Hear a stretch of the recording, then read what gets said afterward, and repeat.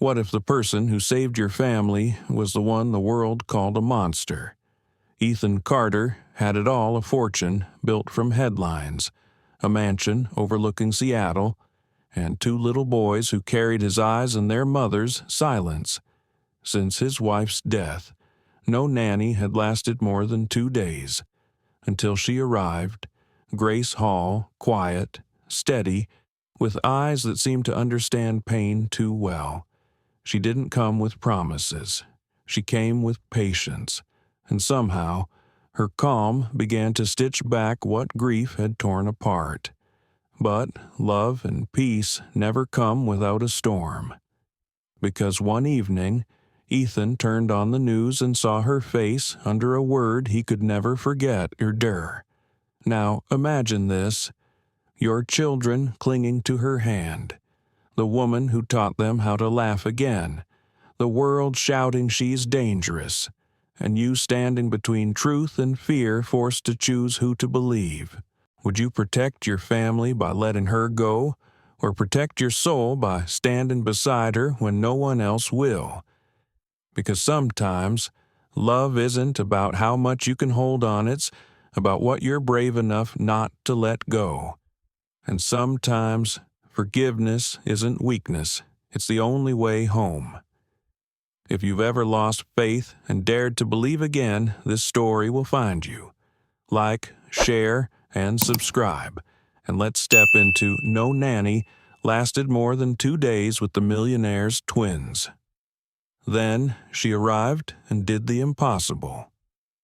The morning rain in Seattle, raindrops tapped softly against the tall glass window on the 12th floor where Ethan Carter sat alone in a penthouse so vast that even a sigh echoed back at him. The wall clock struck 6:40, each tick a quiet reminder that a new day had begun. Though to Ethan, today felt no different from yesterday. The kitchen gleamed spotless, but cold, like a showroom no one lived in. On the dining table, 2 bowls of cereal had gone cold. From the next room came the muffled sounds of an argument. Then silence. Ethan closed his eyes and leaned back in his chair. He already knew what was happening. Just like every morning, his twin sons Noah and Liam had managed to drive the nanny to tears again. The door swung open. A middle-aged woman stepped out, trembling with anger, clutching her bag. "I'm sorry, Mr. Carter, but I've had enough. Those boys, they're impossible." Ethan said nothing. His eyes lingered on the milk stain spreading across the wooden floor. "I understand. Thank you for trying." She hurried toward the door, leaving behind the faint scent of perfume and the sharp sound of it slamming shut. Upstairs, he heard the patter of little feet, then laughter, bold and defiant. He wanted to yell, but his throat tightened. 8 people had left like that in just 2 months. No one lasted more than 2 days. Ethan rose and walked to the floor-to-ceiling window overlooking Puget Sound. Rain fell lightly. A gray sky draped over the city like a sheet of ash. Beautiful, but distant. He thought of Emily, his wife, gone 3 years now after a car accident. She'd been the only one who could make the twins laugh without saying a word. Since the day she left, laughter had vanished from this home. He picked up his phone and scrolled through the list of new nanny applicants. So many names, so many glowing recommendations. But he no longer trusted perfect or sums. Everyone left once they faced the truth.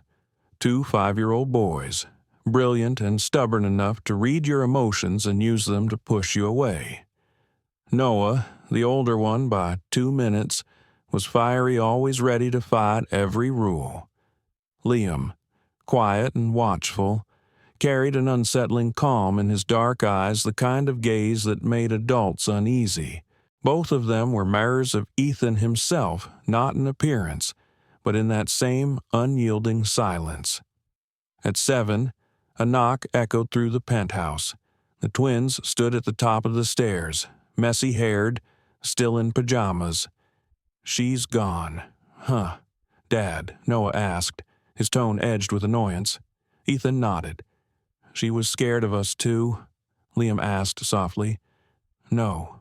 Liam," Ethan replied. "She was just tired." Noah shrugged, turning away. "No one ever stays." The words struck him harder than he expected. They weren't wrong. Everyone had left this house, even him. In a way, at least emotionally. The morning drifted on in silence. Noah sat glued to the TV, cartoons flashing across his eyes. Liam traced shapes on the table with a wet fingertip. Ethan made coffee and watched the steam rise, wondering if anyone could ever be patient enough to step into this fragile world again. By noon, a message came from an old friend, a photo of a business card. "She doesn't have formal training," his friend wrote, "but you should try her. She's different." The card read Grace Hall black ink. No picture, just a phone number and a handwritten note. "She listens before she speaks." Ethan smirked. "Listens before she speaks. Huh, she'll probably quit in 2 days like the rest." Still, his thumb hovered and then pressed the call button. On the other end, a woman's voice answered, clear, steady, with a warmth that felt strangely disarming. "This is Grace Hall." Him listening. He paused. Something in her tone, subtle, almost imperceptible, felt like a thin beam of light piercing the gloom that had lived in this house for years. "I need a nanny," he said quietly. "But I have to warn you, this job isn't easy. I'm not looking for easy." "Mr. Carter," she replied. "I'm looking for places that need me." For a moment, neither of them spoke. Only the sound of rain filled the silence, a calm rhythm syncing with her even breathing. Something in Ethan loosened, ever so slightly. He agreed to meet her. That evening, as Seattle's sky deepened into violet, the doorbell rang. Ethan walked to the door and opened it. Rain fell in silver streaks under the porch light. A woman stood there, soaked coat, old canvas bag, and a sketchbook tucked under her arm. Her face wasn't classically beautiful, but there was something about her, a quiet presence that made you want to trust her. She smiled softly. "Good evening. I'm Grace Hall. I'm a little early. I didn't want the boys to wait." Ethan hesitated for a few seconds, then stepped aside to let her in. She crossed the threshold. Outside, the rain kept falling, but inside, for the first time in a very long while, the air felt just a little warmer. Upstairs, 2 small heads peeked over the banister. Another one, Noah whispered. Liam said nothing, eyes fixed on the damp bag where the corner of a sketchbook peeked out. He murmured, barely audible, "I wonder if she knows how to draw a smile." The evening rain in Seattle. The rain that afternoon in Seattle wasn't heavy, just steady, lingering, as if the whole sky was soaking itself in memory. Grace Hall stood under the porch, drenched, a faint smile on her lips as Ethan Carter opened the door. He studied her for a few seconds. A worn gray coat, a canvas bag frayed at the corners, dark brown hair plastered to her cheeks, but her eyes calm, clear, like the surface of a quiet lake in the wind. "Come in," Ethan said softly. "It's cold out here." Grace stepped inside and carefully set her bag down. She glanced around. The golden glow from the lights brushed across the framed photographs on the wall, a family that once looked happy. She said nothing for a moment, just touched the button of her coat, took a quiet breath, then turned back to him. "Thank you for letting me come, Mr. Carter." He motioned toward the sofa. His voice stayed flat, distant. I should warn you, the boys are difficult. 8 nannies before you. None lasted more than 2 days. Grace smiled, light as air. I know. I'm not here to win them. I'm here to understand them. Ethan frowned. You're not afraid? Of course I am, she said without hesitation. But I don't believe any child is born to scare others. They're just afraid people won't stay long enough to understand them. Her words stopped him for a moment. Before he could respond, the sound of small footsteps echoed from the stairs. Noah and Liam appeared, watching silently from above. Grace looked up and smiled.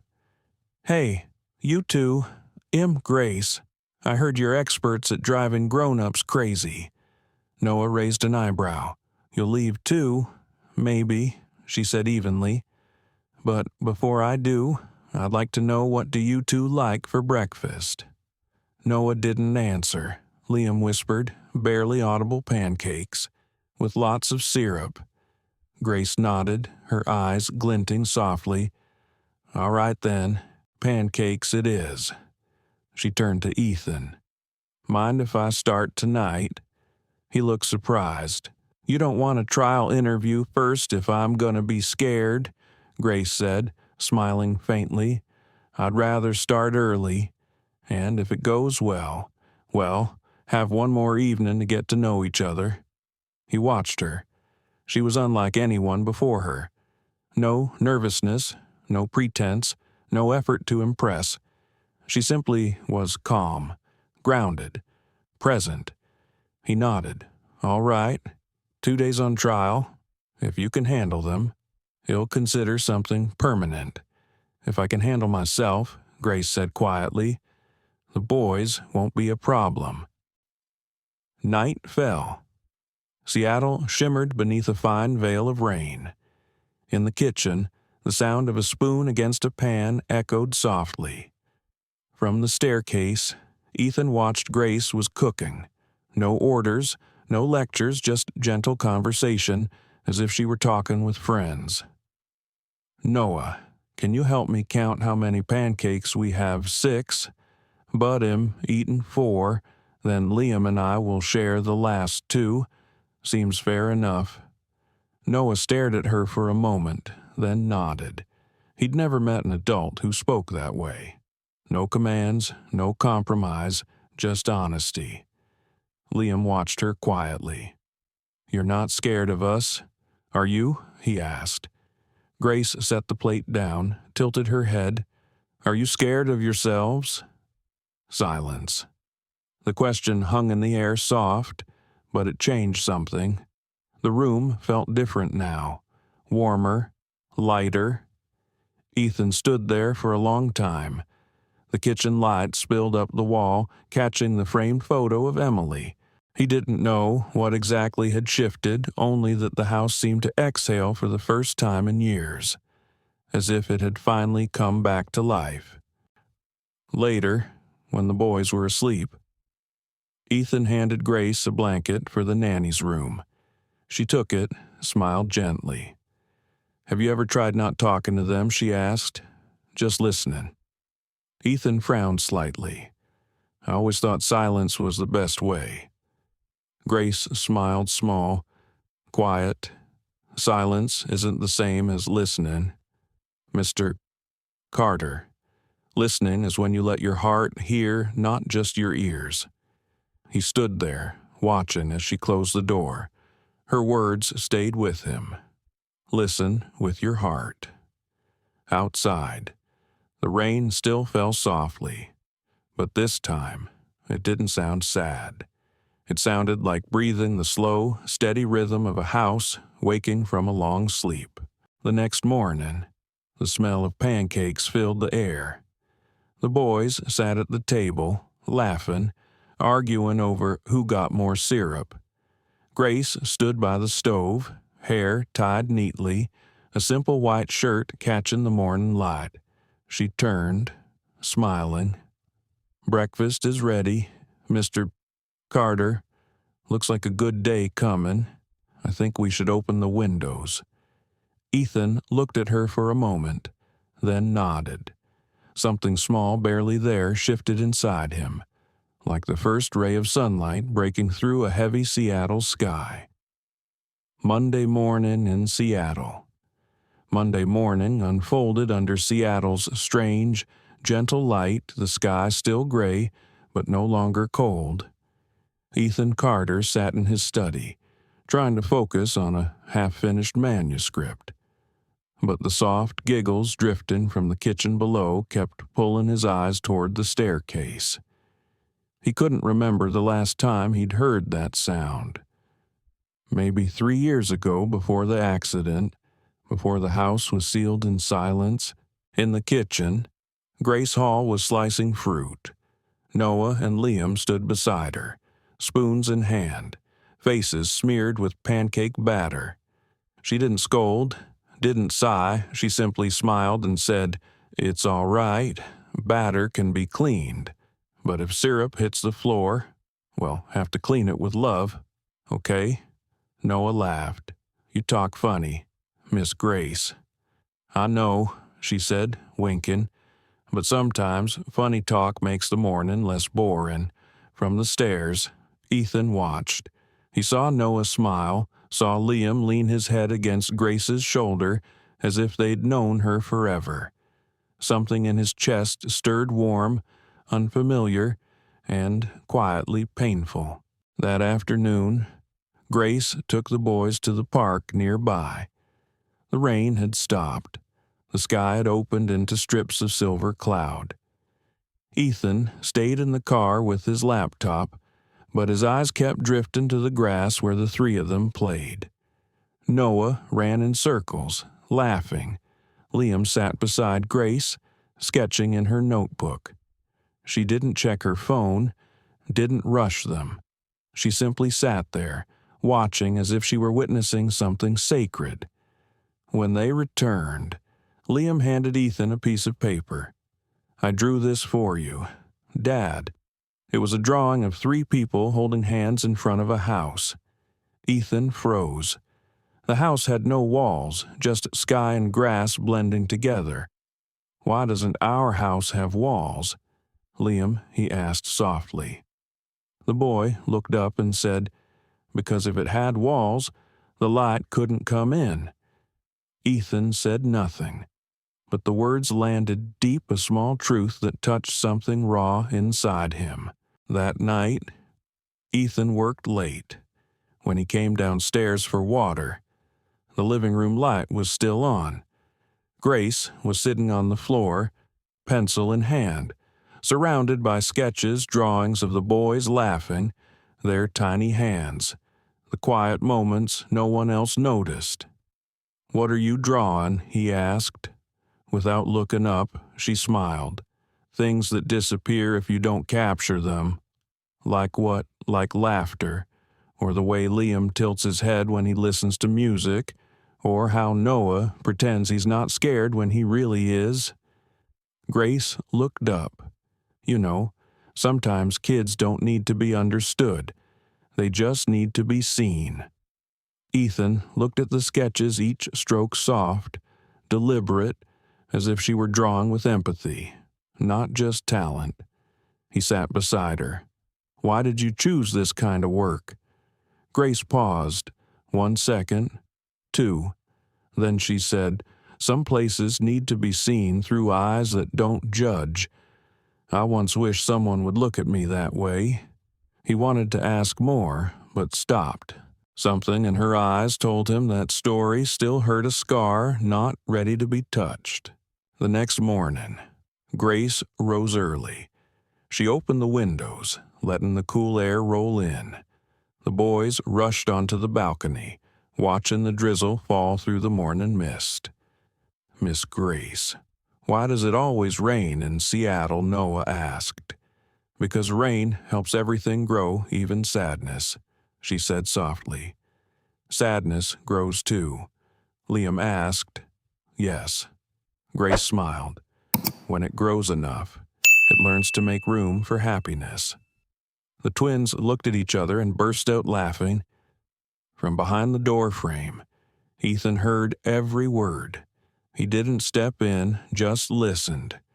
Something inside him was melting. Slowly, quietly, the ice he'd built over the past 3 years beginning to crack. On Thursday evening, Grace prepared dinner. She dimmed the lights and played soft jazz. Ethan came home late, but as soon as he stepped in, he stopped. The boys were sitting on the floor, building puzzles. Grace was humming her voice unpolished but warm, the kind of voice that made a house feel alive. "Dad, look," Noah shouted. We finished the house. Ethan knelt down, pointing at the last empty piece. "You're missing one." Grace placed the final piece in the puzzle, then looked at the three of them. "Now it's complete." She didn't mean much by it, but the words hit Ethan deep. Now it's complete. 4 simple words heavy with everything he'd forgotten to feel. That night, he opened his work journal and wrote Day 4. The house has laughter again. He stopped, staring at the sentence for a long time. The feeling was small but sharp, sweet, and strangely painful, the ache of someone realizing they'd lived too long in the cold. Later, he stepped into the hallway. The nanny's door was slightly ajar, a warm yellow light spilling out. Grace sat on the bed with her sketchbook open, drawing a picture of him and the boys under an open roof. Rain falling, but all of them smiling. He didn't knock. He just stood there for a while, then turned back toward his room. Right before he closed his door, he heard her whisper soft, but clear in the stillness. "Thank you for today, Emily." He smiled. Ethan froze. She knew his wife's name. He didn't know how, but he wasn't angry. Instead, warmth spread through him as if someone had spoken aloud the words he hadn't had the courage to say for 3 long years. That night, for the first time in forever, Ethan slept peacefully outside. The rain began again, not mournful this time, but gentle like a lullaby, rocking the house into a soft, new dream. The morning without rain. That morning, the rain didn't fall. Seattle was rarely this gentle. Thin sunlight slipped through the mist, spilling across the kitchen table where Grace Hall spread out sheets of drawing paper for the boys. "Today," she said softly, "I want us to draw what we remember most." Noah frowned. "What if I don't want to remember?" Grace smiled. "Then draw how you'd like to forget." Liam said nothing, pencil in hand, gaze far away. The kitchen settled into stillness, only the sound of pencils brushing paper, the ticking clock, and the soft rhythm of 3 people breathing together. Ethan stood in the doorway, watching. He'd never seen his son so calm.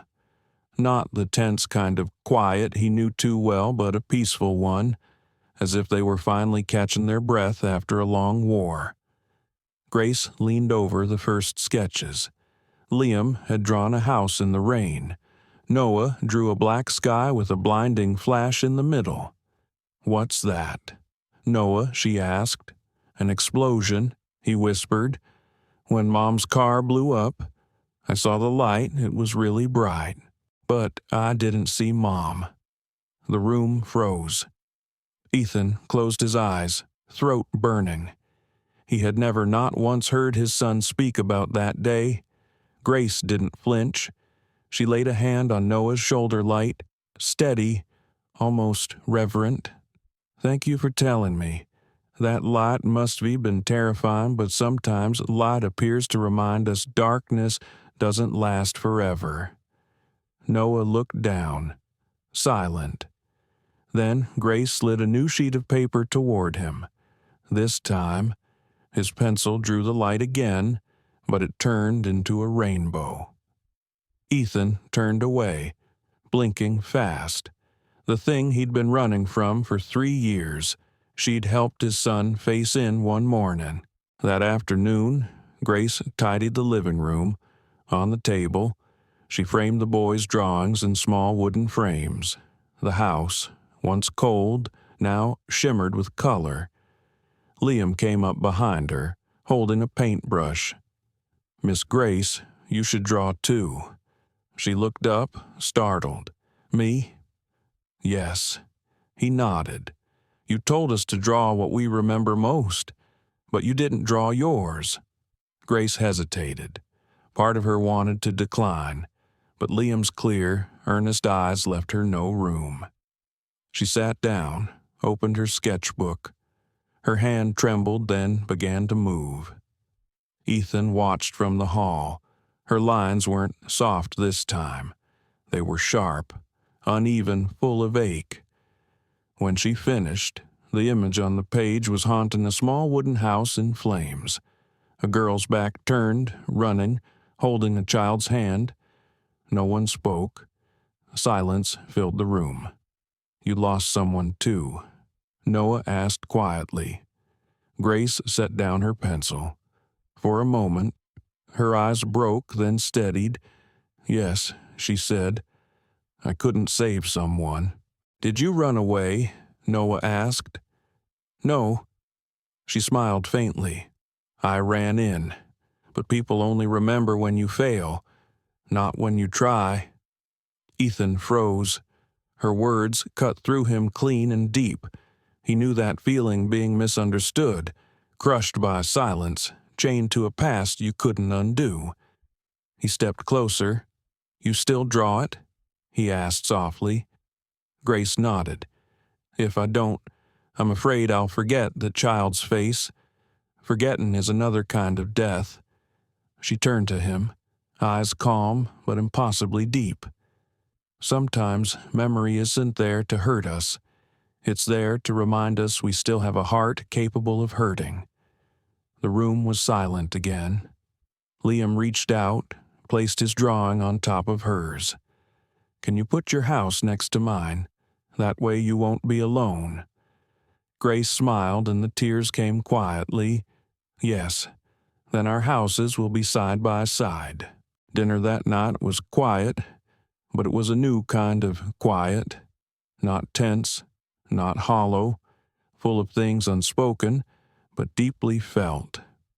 Ethan looked at the 3 framed pictures on the wall, a house in the rain, a sky full of light, and a burning cabin. 3 stories, 3 losses. Together they formed something whole. He raised his glass slowly. "Thank you for today." Grace looked up, surprised. For what? For giving this house a voice again? She didn't answer, only smiled. Noah and Liam looked at each other and burst out laughing, their laughter clear and bright in the soft yellow light.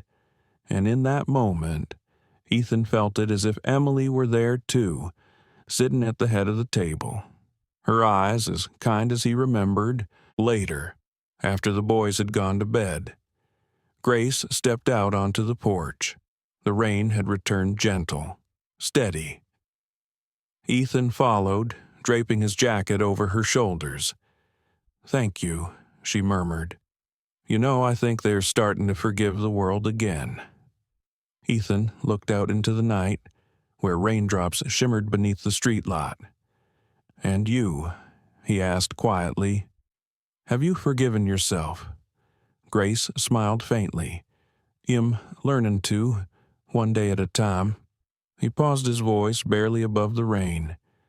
"If it's all right, maybe I could learn with you." She turned, meeting his gaze. Their eyes held not like 2 lonely souls seeking each other, but like 2 broken ones realizing they still had a place left to heal. The rain blended with their breath. No more words were needed. In that silence, something was said through drawings, through glances, through the simple fact that 4 hearts were now beating under the same roof, no longer afraid of the dark.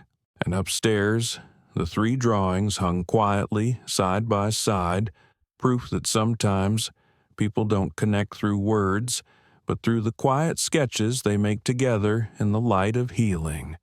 The storm over Queen Anne.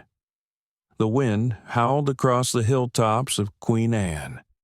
Seattle's sky was iron-gray rain, not yet fallen, but the air smelled of metal and something coming.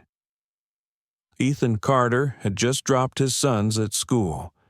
When he returned, Grace Hall was sitting on the porch, hands wrapped around a mug of coffee, her eyes distant, listening to something far away. "Everything all right?" he asked. Grace smiled faintly. "I'm fine. It's just the clouds feel heavier than usual." He didn't think much of it, but that night, when he turned on the TV, the storm began for real. The news anchor's voice was calm, almost cold. Breaking tonight. An anonymous source has leaked documents about the Oregon summer campfire 3 years ago, the tragedy that killed a 9-year-old girl. The staff member in charge of the art program, Grace Hall, disappeared after questioning and remains unaccounted for. Ethan froze. Her name cut through the air sharp and heavy like glass shattering in his chest. The screen showed a grainy photo Grace, younger, her hair tied back, eyes calm but guarded. Below it, the caption "Suspect fled before trial." He shot to his feet, pulse hammering, his knuckles white around the remote. Upstairs, Grace was tucking the boys into bed, unaware, downstairs. Ethan paced the living room, his thoughts a storm of disbelief and dread. The journalist in him screamed to verify. The man in him didn't want to. He opened his laptop. Grace Hall, Oregon fire case. Dozens of headlines appeared in seconds. Teacher fled during deadly fire. Negligence suspected in child's death. Disappearance of staff member remains unsolved. Images followed a wooden cabin consumed by flames. The caption, "9-year-old victim confirmed dead, staff member Grace Hall reportedly left the scene as the fire spread." Ethan's stomach clenched. He remembered her drawing the burning cabin, the girl carrying a child through the flames. Once, he thought it was grief. Now, it looked like confession. By morning, reporters had found their way to his house. Cameras flashed, voices shouted. "Miss Hall, were you involved in the Oregon fire? Did you run from court? Why are you living with Ethan Carter's children?" The door swung open. Ethan stepped out, voice steady, face hard, no comment. "Please leave." When he turned back, Grace was standing at the top of the stairs. No tears, no panic, just that same unreadable calm. "Is it true?" he asked, voice cracking. "Is that story real?" Grace lowered her gaze. 1 heartbeat. 2. "Yes," she said quietly. "I was the one in that fire, and you ran no. I was released after my statement was altered. They needed someone to blame, and I was easy to choose." He stepped back, fighting the urge to yell. "Why didn't you tell me? Because you wouldn't have hired me. And the boys, they wouldn't look at me the way they do now." The air between them turned heavy. Ethan turned away, breathing hard. "I have to protect my sons." Grace nodded. "I understand." She went upstairs and began to pack. No one spoke. Then the rain started soft, then wild. The story spread fast. Headlines bloomed like fire across every feed. Scandal at the Carter house. Former journalist hires fugitive Nanny. The woman from the flames now living in Seattle. The door that had once opened to laughter was now the mouth of a furnace. At school, the boys couldn't escape the whispers. "Your new mom's a criminal." Liam fought back. Noah cried.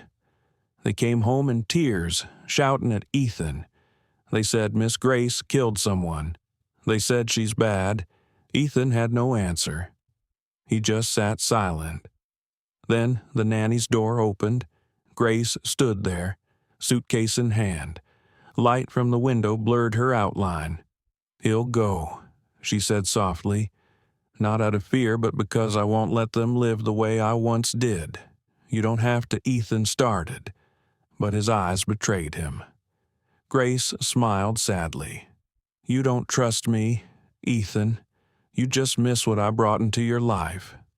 She knelt, gathering the boys into her arms. "Listen, loves, I'm no hero. I made mistakes, but loving people, that's never been one of them." Noah clung to her, sobbing. "Don't go. You promised you'd stay." Grace held them tighter. "I did promise, but not if staying means hurting you." She kissed their foreheads, then turned toward the door. Ethan tried to speak, but nothing came out. The door closed. Outside, rain crashed like glass breaking. That night, Ethan sat alone in the living room. Grace's sketchbook lay on the table, forgotten. He opened it. The first page, the burning cabin. The next, a drawing of him and the boys. At the corner, a small note in her handwriting. "I never wanted them to love me. I just wanted them to remember how to trust someone again." Ethan's head fell onto the page. Tears spilled freely. He didn't know for whom he cried more, for her, for himself, or for the fragile trust he had just destroyed. Morning came clear and cold, but Seattle didn't feel gentle anymore. Online, her name was everywhere: fugitive Nanny, murderer in disguise, Ethan Carter's fall. His newsroom suspended him until the situation clarifies. The house, once full of laughter, now echoed with silence. Noah stopped talking. Liam quietly taped Grace's drawings to the walls, as if afraid someone might erase her. Ethan sat by the window, staring out at the mist over Puget Sound. The storm outside had passed, but the one inside him had just begun. He had exposed 100 secrets in his career, but never had truth felt so small, so human as it did now. That night, with wind howling through the eaves, he opened his laptop. The screen blinked white. The cursor waited. He began to type "Grace Hall, the story they didn't tell." His eyes burned, but for the first time in days, they burned with purpose, not anger, not fear, but a need to understand. Outside, the rain came again, hard, relentless. But this time, he didn't fear the storm, because he knew now to find the light, you sometimes have to walk through the fire. And Ethan Carter was ready. A week without Grace. It had been a week since Grace left. Seattle still rained, but the rain was no longer beautiful. It fell endlessly cold, heavy, like ashes covering everything that once felt warm. The house on Queen Anne Hill felt hollow. Each room echoed with Ethan Carter's aimless footsteps. No scent of baked bread, no laughter, no trace of Grace's soft humming. All of it gone, as if it had never existed. Noah and Liam didn't eat, didn't speak. One morning, as Ethan drove them to school, Noah suddenly shouted from the back seat, "I'm not going. They call Miss Grace a murderer." Ethan turned, startled. His son's eyes were red, furious, hurt. "They said you made her leave. They said you believed she was guilty." Ethan froze. He couldn't say no because deep down he had beside him. Liam sat quiet, staring out the window, then softly, like an echo, "Dad, if good people have to leave, who's gonna stay with the sad ones?" Ethan had no answer. That night, an email arrived, sender unknown. Subject: the truth about the Oregon fire. His hands trembled as he clicked.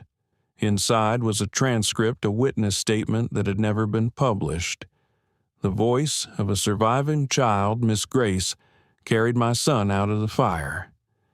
She went back for another kid, but the smoke was too thick. She passed out. When she woke up, the other child was gone. She cried so hard. They blamed her because she lived. Ethan's hands shook. Tears blurred the screen. The storm inside him broke loose, not wind, not rain, but guilt. He remembered every look, every quiet word Grace had said. They needed someone to blame. He remembered her sketches, her calm voice in the kitchen, her line about sadness growing so it could learn to make room for happiness.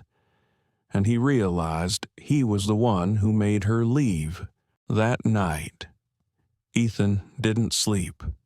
He stood on the balcony, wind slicing through the mist.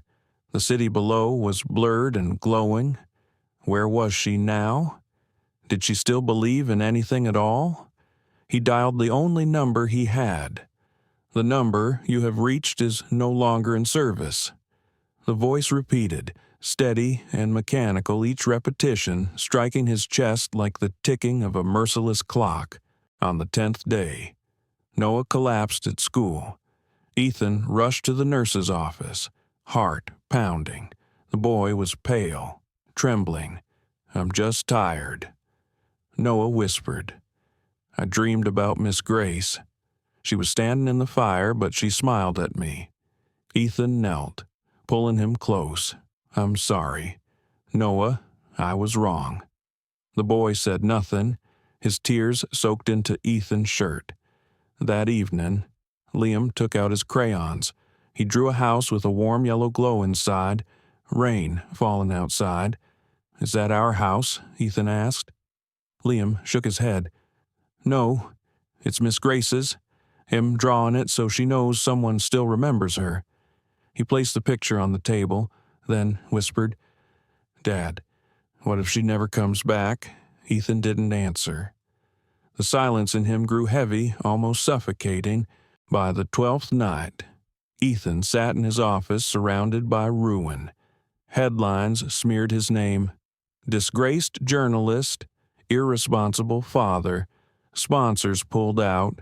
His paper suspended him. Investigators called, asking if he had aided a fugitive. Everything he'd built gone. His career, his reputation, his son's trust, and the only woman who had brought laughter back to his house. Thunder cracked.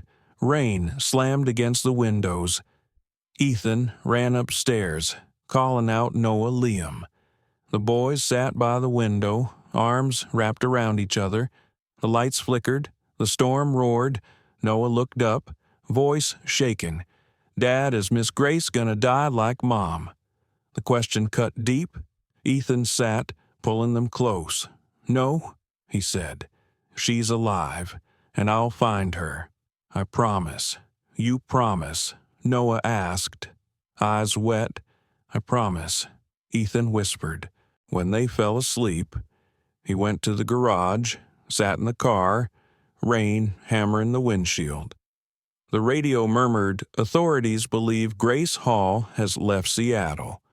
Oregon police are reopening the fire investigation." Ethan closed his eyes. In his mind, he saw her drawing again the burning house, the child smiling inside the flames. He finally understood it wasn't guilt, it was redemption. He opened his laptop. The cursor blinked on a blank page. He typed the title, Part 1, The Woman in the Fire.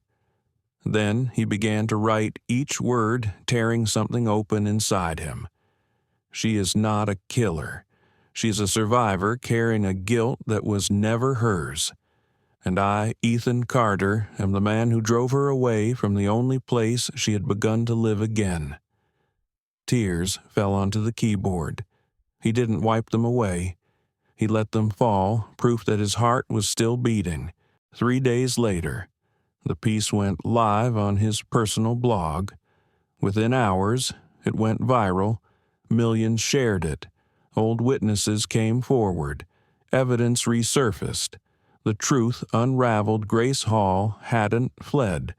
She'd been dismissed from the courtroom for daring to challenge a false report. Public opinion shifted, but Ethan didn't care. He only wanted one thing to know: where she was. That night, an email arrived, no sender name, no subject line, just one sentence: "Don't look for me. Ethan, I'm okay. Stay with the ones who need you." No name, no signature. But he knew. He read it again and again, hands trembling, heart breaking. Outside, the storm finally cleared. Seattle glittered through a film of mist. Ethan stepped onto the balcony, looked up, and whispered, his voice cracked but steady. "If you can still hear me, I'm sorry, and thank you for teaching me how to love again." No answer came, only the wind, but for the first time in weeks he felt warm.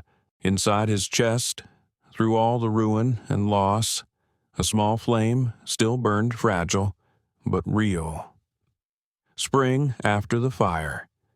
Spring came early. Seattle rained less, the gray sky thinning into silver. On Queen Anne Hill, the cherry tree in front of the Carter house began to bloom flowers that hadn't opened in 3 years. Not since Emily died. Ethan Carter stood at the window, watching his boys play in the yard. Noah laughed again. Liam had begun to speak more. Grace's framed drawing still hung on the wall, but now the boys had added their own: a sun, a rainbow, and a clumsy line of childlike letters. "Our house still has a place for Miss Grace." Ethan stared at the words for a long time. Morning light passed through the glass and washed over his face, tired, but no longer hopeless. It had been 3 months since his article swept across the country. It didn't just change public opinion. It reopened the Oregon case. Police officially cleared Grace Hall. They apologized publicly. But she was still gone. No one knew where she had gone. He'd driven to Oregon, asking door by door, calf by calf, firehouse by firehouse. Everyone had seen a woman with an old suitcase and a box of paints. No one knew where she'd stopped. One morning in March, a small envelope arrived with no return address. Inside, a postcard, a photo of a small town in Montana. Beneath it, a single line: "There are fires that don't burn, only light the way. G." Ethan held the card for a long time. Montana, nearly 1,000 miles from Seattle, where spring winds smelled of melting snow and pine smoke. Without thinking, he closed his laptop, called his mother to watch the boys, and left. The road to Montana was long and quiet. Snowmelt trickled into streams along the highway. When his car turned into a small mountain town, he saw a weathered wooden sign: the Sunfield Art Camp. The iron gate was ajar. Inside, kids sat on the grass with paintbrushes in hand. A woman with her hair in a loose bun, a gray coat over her shoulders, was teaching them to mix colors. Late light slid across her shoulder, and Ethan knew it was her. He stood there for a long time, unwilling to break the moment. She was smiling, a real smile, whole and warm. A child tugged her sleeve. "Miss Grace, look, I painted a rainbow."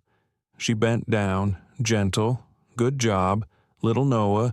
Remember, rainbows only come after rain." Ethan exhaled. Little Noah. The name cut softly, like a kind knife. She turned, as if sensing him. Their eyes met. The world held still for a heartbeat. "You found me," Ethan said quietly. Grace froze, brush in hand, her voice catching. "I thought you wouldn't come." "So did I," he said with a tired smile. "But the boys wouldn't let me forget." She studied him, silent. Pine resin and linseed oil moved on the wind. "Have you read every file?" she asked. "I have," he said, "and I rewrote the story. Not to save you, to make amends with myself." She gave a small laugh. "You're not guilty, Ethan. You were just afraid of being hurt again." He stepped closer, his voice low. "I lost my wife in a fire. I never expected the person who could carry me out of that darkness would bear her own burn marks." Grace lowered her face. The tears that came weren't weakness. They were what happens when someone finally sees you without pity, but with understanding. He went on, slowly, "If you still want to paint, let me be there, the one who rinses your brushes when you need it." She laughed through tears, voice roughened. "You really don't know how to flirt, do you?" Learnin'," he said, eyes never leaving hers. That afternoon, they sat by the lake. Sunset laid gold across the ripples. Grace told him that after she left Seattle, she kept moving teaching art to orphans, building a small camp for children with scars like hers, like Noah and Liam. "I don't want to hide anymore," she said. "I just want to turn the scar into something useful." Ethan looked at her, pride bright in his eyes. "You already have. And you?" she asked. "Have you forgiven yourself?" He was quiet, then nodded. "I think I'm starting to, because of you." They sat and listened to the wind, somewhere beyond the pines. The children's laughter rang out clear, as if the world had never known pain. Before they parted, Grace handed him a small notebook. "This is the camp's journal. If you ever forget why you write, open the last page." Ethan flipped it open. One line waited there. "No one can start over, but anyone can start today and rewrite the ending." He closed the book and smiled. "So will you let me help write that ending with you?" Grace looked at him, half teasing, half earnest. "Only if you promise not to run when the flames rise." Ethan stepped closer and held out his hand. "I promise." She glanced at his hand, then placed hers in it, warm, solid, like sun after rain. Weeks later, Ethan's second piece ran in the Atlantic, "The Woman Who Painted Fire." He wrote about Grace, the children she taught, how she turned harm into light. The story spread everywhere. Foundations and art schools reached out to partner with Sunfield. But what mattered most to Ethan wasn't any of that. It was the morning he came home to Seattle, opened the door, and found Noah and Liam on the living room floor painting with Grace. "Dad," Noah shouted, "Miss Grace taught me to paint a rainbow with my hands." Liam looked up and smiled, eyes bright like the first glance of dawn. Ethan stood there, heartbeat quick and glad. For the first time in years, he heard it laughter swelling through the house, true and whole. The storm had passed. Only light remained glinting off the ash, not blinding, but enough to make you believe after every fire there is a spring waiting to bloom. The summer of the rainbow. That summer, Seattle was clearer than anyone could remember. On Queen Anne Hill. The Carter house was no longer wrapped in gray mist, but flooded with sunlight. The windows stayed open. The scent of apple pie and roasted coffee drifted through the street. Neighbors had grown used to seeing a young woman with her hair tied up, hanging paintings on the porch, while two twin boys played tag on the lawn, their laughter bright and free. No one would have guessed that this house once echoed so empty you could hear a heart breaking inside it. One morning, Ethan Carter sat in his study, editing the final pages of his book, The Ones Who Stay. He had written it over 6 long months, not as a journalist, but as a man who had once lost his faith and learned how to love again. Grace Hall stepped in, a cup of tea in her hand. She set it down gently. "You know," she said, "the boys want to paint another wall on the porch." Ethan looked up and smiled. A fourth wall, we're turning this place into a gallery. She shook her head. No, they said they want to paint a rainbow, a big one that covers the roof. Ethan laughed. After every storm, there's a rainbow. I guess they understand that better than we ever did. Grace met his gaze, eyes soft. Do you believe they're not afraid of the rain any more I do? He said. Because I'm not, either. That afternoon, the rain came soft, steady. The whole family stepped out onto the porch, brushes in hand. Grace mixed the colors. Noah picked red. Liam picked yellow. Rainbows have 7 colors, Noah said seriously. But addin' white, Grace tilted her head. Why white? Because Mom liked white. He said, I want her to be here too. Grace froze, glancing at Ethan. He smiled, his eyes glistening. Good job. Noah, the rainbow has 1 more color now, love. Liam chimed in. And forgiveness. The rain thickened, but no one ran inside. Laughter echoed across the porch, mingling with the rain and the smell of wet paint.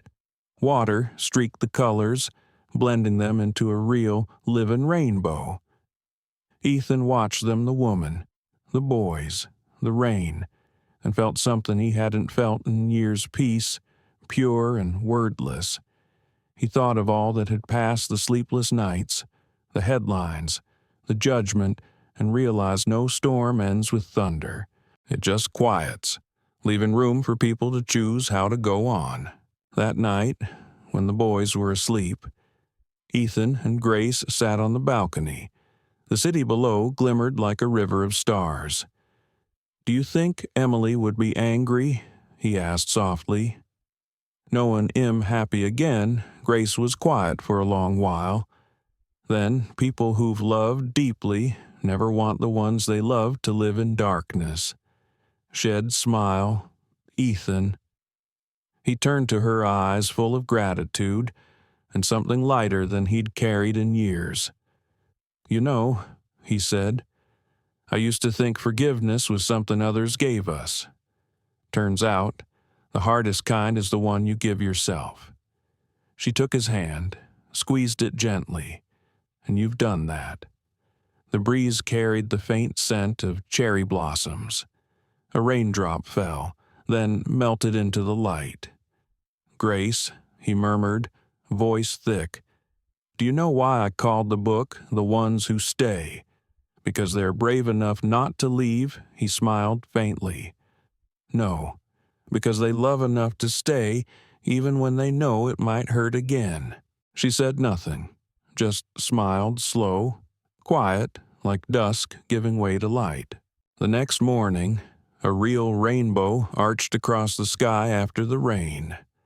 The boys ran into the yard, shouting, Look, our rainbow. Its real Grace stepped onto the porch, looking up at the band of color stretching across the sky, blending perfectly with the one they'd painted the night before. Maybe, she whispered, the world is still kind to those brave enough to open their hearts.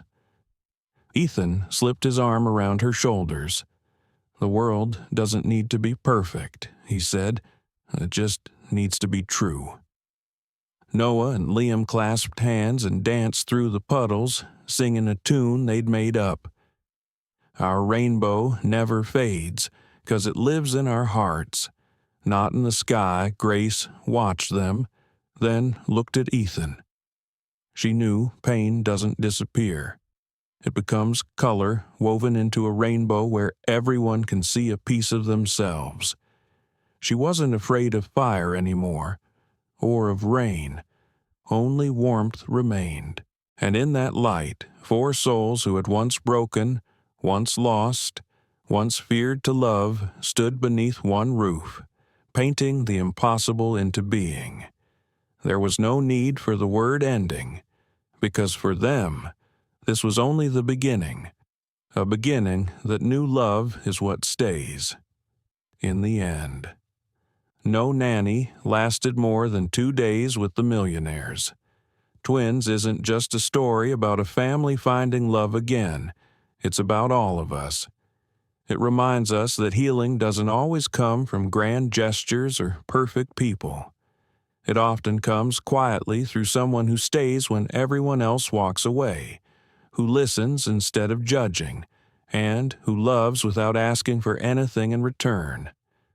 Grace taught us that even the most painful past can become the soil where kindness grows. Ethan showed us that strength is not the absence of tears.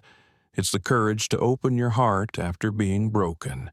And those two little boys, Noah and Liam, reminded us of something simple yet eternal, that laughter is the sound of love surviving. So maybe the next time life feels heavy, we don't need to fix everything.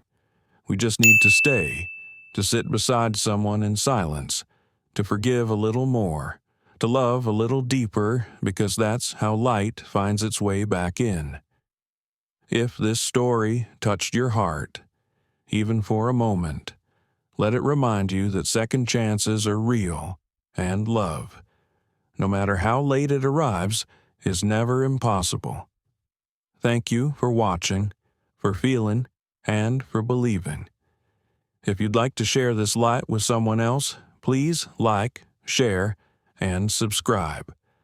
Your support helps more stories of hope and humanity reach the people who need them most. Until next time, may your days be gentle and your heart stay open.